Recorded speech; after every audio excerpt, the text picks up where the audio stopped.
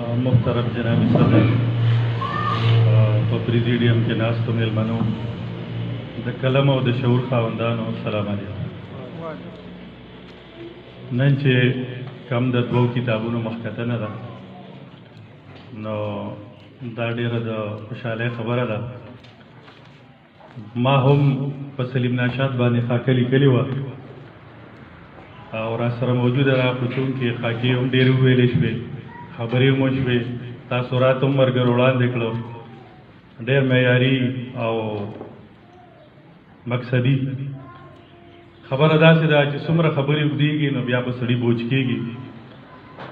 زه نه خاکه وایم او نه څه شعر وایم، وجه دغه ده چې وخت کم دی، ځکه چې نمانځه ټیم هم پکې راغی، او بله خبره دا ده چې خبرې څومره ډېرې شي نو دونه به سړي بوج شي.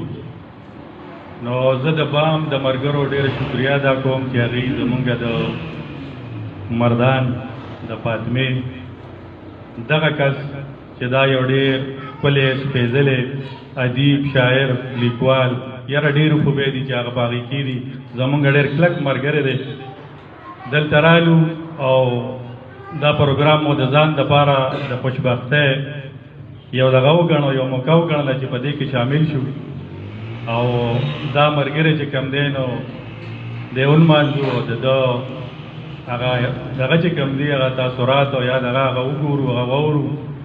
نو ملګرو ډېرې ښکلې خبرې وکړې.